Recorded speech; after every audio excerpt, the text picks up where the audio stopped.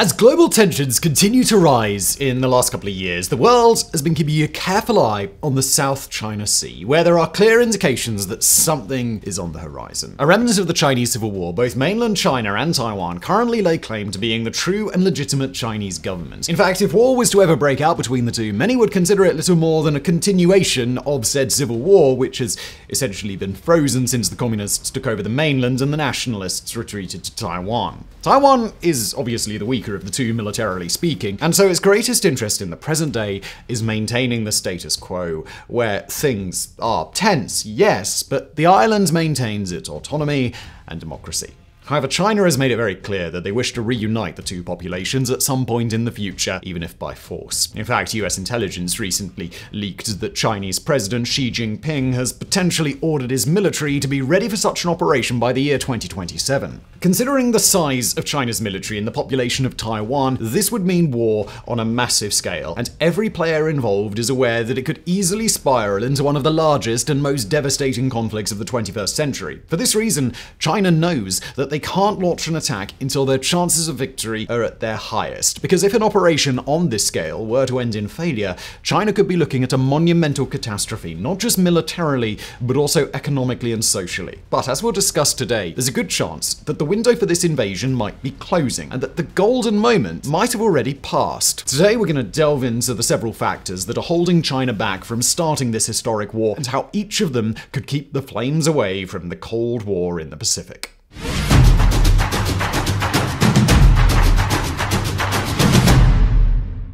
Now, for much of recorded history, China has been the most populated nation on Earth, and by quite a large margin at that. Even today, it has nearly double the population of the entire continent of Europe. Much of this growth was seen between the 1960s and 2010s, during which China's population rose from around 600 million to a staggering 1.4 billion. But for the first time in the modern era, China is losing its status as the king of population. In fact, it's already been dethroned. According to the United Nations Department of Economic and Social Affairs, the year 2023 saw India finally take the title of most populated country, as China's population in the year previous had dropped by an estimated 850,000 people. China's declining population stems from its ever-shrinking birth rate, a statistic that plagues many East Asian nations, and one that has finally caught up with China. As a general rule, a developed nation needs an average of 2.1 children from each woman to maintain its population. Higher than this ratio, and your population will increase. Lower, and it's going to start to decrease. In 2023, China's fertility rate was estimated at a record low of 1.09, far below the maintenance threshold. If it stays this low, as it's projected to, it could have serious consequences for the nation. For starters, the overall population will continue to decline, but as a side effect of this, the median age will also grow older. After all, it's not just the size of a population that matters, but also its structure and its distribution. And the place that this distribution is seeing the biggest change is in the working age population, cited as between 15 and 49. China's population in this age group peaked around 2010 and is expected to plummet by as much as 40% in the coming decades, a figure which does not bode well for both the economy and the military. Clearly, the consequences of a declining population don't appear overnight or even in a single year. However, if the trend of record low birth rates continues, it could begin to damage China's industrial might and economic prosperity, and these effects are already becoming visible. In the year 2000, China had 6.5 working people per retiree. By 2010, that number had dropped to 5.4. Then by 2020, that number was 3.6. Current projections have this number slipping to just 1.7 by 2040, a condition which would put serious strain on the Chinese economy as a whole, as less and less young, energetic, and easily trainable workers arrive to fill in the jobs left behind by their retiring elders.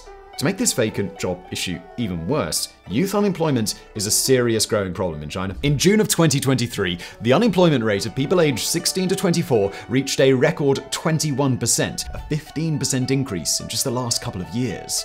And there's a good chance that this statistic's going to get even more drastic in 2024, or we just won't know about it as the Chinese government announced that they're no longer going to be publishing the data. It's not a good sign. What's unique here, though, is that the problem for China's youth isn't that there aren't enough jobs, but rather it's the nature of those jobs. China has been pushing heavily over the last few decades for its population to be university educated, with the number of students enrolled in higher education growing from 22 million in 1990 to 380 million in 2021. This is considered a historic success, especially for a nation that was so impoverished just decades ago. But the opportunities in the job market have not matched this growth, specifically in the service sector. Service jobs, which include things like healthcare, management, education, and more, employ nearly half of the nation's entire workforce. But the number of available service jobs has declined in recent years as the Chinese government has begun to shun the sector by instead incentivizing jobs in both agriculture and industry, which the country desperately needs. But young graduates in computer science, psychology, and business have little interest in working a laborious job in a factory, no matter how much the government begs them, leading to this growing percentage of young people remaining unemployed, only compounding the nation's demographic and economic issues. So, this leads us right into the next factor that is holding China back from an invasion: the fragility of their economy. China currently has the second highest GDP on the planet, with a 2022 estimate of a whopping $17.9 trillion, second only to the United States. For years, it has long been assumed that China's GDP would entirely surpass America's, with the question really boiling down to when, not if. However, recent developments have cast serious doubts on this future, and much like their demographics, China's economy might be heading downhill. For starters, the Chinese GDP for 2023 is projected to have dropped to 17.7 trillion, a decrease of $200 billion, and dipping below the GDP from 2021. And this deceleration is now expected to continue. Unemployment aside, 2023 also saw a huge slump in domestic travel, a drop in car sales, and a worsening housing crisis. The property situation in China is especially dire, with banks issuing their lowest number of long-term housing loans in over a decade. And this is a problem that has been brewing for a few years, as housing prices began dropping in 2020 and many real estate companies went bankrupt. Bankrupt companies stopped building houses, unable to complete units that they'd already sold, leading to many families refusing to pay said mortgage. This has left scores of apartments unfinished as the developers wait for a change in the market, and it's estimated that in total, Chinese cities now have as many as 80 million vacant properties, often leaving whole neighborhoods looking more like ghost towns. This, among other issues, has led to the housing market free-falling over the last few years as Chinese citizens opt to instead save their money rather than place it in real estate, which they no longer view as a trustworthy investment, further compounding the issue. Another aspect of China's economy that has taken a massive hit is their exports. World events like the end of the pandemic and Russia's invasion of Ukraine have led to rising rates of inflation in most of the world, and rising inflation directly correlates with decreased consumption as money gets tighter and is prioritized on necessities. This decrease in global consumption is bad news for the Chinese economy, as exports make up around 20% of its economy. From 2022 to 2023, exports decreased to both Europe and the United States, and it's not clear when they'll recover, with exports to the US being the more pessimistic of the two, as tensions over microchip production continue to cause problems between the two superpowers. It's really impossible to talk about the geopolitical situation with China and Taiwan without mentioning these chips, as Taiwan is the world's foremost expert on their production, causing much of the world's advanced technology to rely on this island. The US has made it a clear priority in the last couple of years to increase their chip-making capability in case anything happens to Taiwan, and they've also taken measures to decrease China's access to them. The Biden administration has passed several policies blocking the export of critical chip-making minerals to China, and has even convinced other key nations like the Netherlands and Japan to join in, a move which the US refers to as protecting their technology, but which China calls a Cold War move of containment. All this put together paints a highly uncertain picture for China's economy, and one that would likely not benefit from a devastating war. In fact, some analysts believe that a war with Taiwan could be the straw that breaks the economic camel's back. After all, the US has already promised intense sanctions if a conflict were to erupt, sanctions which much of the developed world is likely to join in on, especially the rest of NATO. On the other hand, it could be said that a successful annexation of Taiwan would result in complete microchip dominance for China, as they would acquire the precious factories in the process. But that's anything but guaranteed. These delicate factories with such intricate technology could be easily damaged in a war. At the very least, they could be intentionally sabotaged by the Taiwanese to prevent them from falling into China's hands. At the moment, it seems that China's economy may be simply too unstable to support such a risky war. You can easily draw a parallel here to Japan, who for much of the 70s and 80s was believed to have an unstoppable economy with no slowing down in sight. However, it did eventually slow down, and while the country is still pretty well off, the economy has certainly stagnated. We may be seeing the same effect happening in China as we speak, or in the worst case scenario, things are now only going to head downhill. If true, China's financially opportune moment to attack may have already passed. For a moment, let's forget about China's economy. If their government was certain that their population and finances could support a major war, it doesn't change the fact that they still face a Herculean task in invading Taiwan. Now, we'll start with the obvious. Taiwan is separated from China by about 100 miles or 160 kilometers of water. This means an invading force can pretty much forget about starting the assault with armored land vehicles, as everything is going to depend on aerial operations and an unprecedented amphibious landing. This fact alone takes away a chunk of China's military prowess, though the military still absolutely dwarfs Taiwan's overall. However, they most likely won't be facing just Taiwan. In the event of an invasion, an intervention of some sort from the United States is almost certain, and there's a good chance that the US will call upon its regional allies to assist as well. This includes South Korea, Japan, the Philippines, and perhaps even Australia and New Zealand. Of special note here is Japan, who is quickly rising in recent years to become one of the world's most formidable militaries, as they've begun budgeting hundreds of billions more dollars into their defense forces.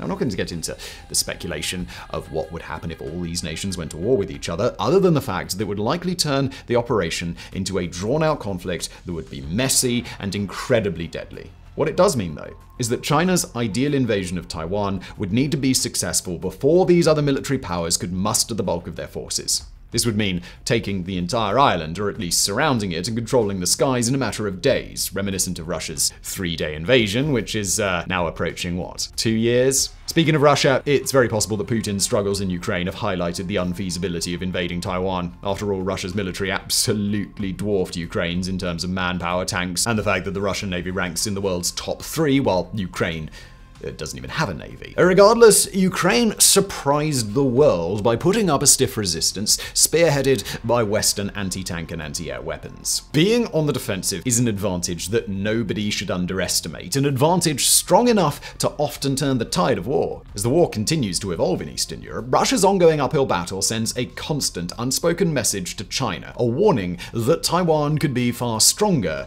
than meets the eye. And Taiwan is only getting stronger. With the threat of invasion imminent, the island has been stockpiling weapons and vehicles, knowing that a naval blockade could easily cut it off from Allied supply lines. With every new imported F-16, howitzer, and surface-to-air missile system landing on the coast of Taiwan and dominating its skies, an invasion becomes ever more costly. Let's also keep in mind that China's military is largely untested and inexperienced in a large-scale conflict. China has not been to war since a brief conflict with Vietnam in 1979, and its military has yet to experience large-scale modern combat, as opposed to the United States, which has a whole heap of operational experience from things like the Gulf War, Bosnia, Iraq, Afghanistan, and many more. Now, with all of these factors combined, it does seem clear to many that the risks of invading Taiwan far outweigh the supposed rewards. Sanctions and a worsening chip war are the last thing China's stuttering economy wants to deal with at the moment. A long, drawn-out war of attrition would be unbelievably costly if a rapid attack doesn't work out, and changing the relationship with the United States from geopolitical rivals to outright enemies would have dire global consequences for decades down the line. But there's one more risk that we're yet to mention.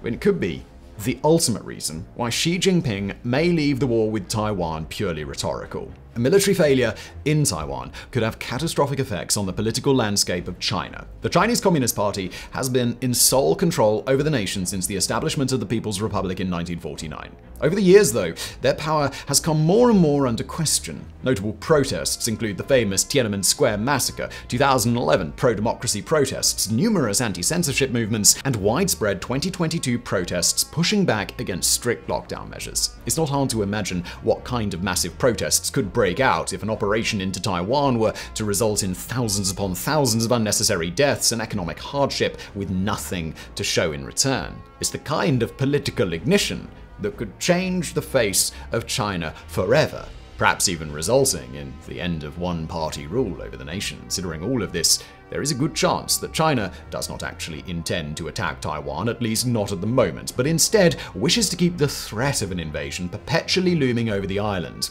With war potentially on the horizon at all times, China can ensure that Taiwan doesn't do anything drastic like declare independence without ever having to take on the major risk of an actual war. Hopefully, what this means is that if China truly wanted to invade Taiwan, they had already done it, but only time is going to tell.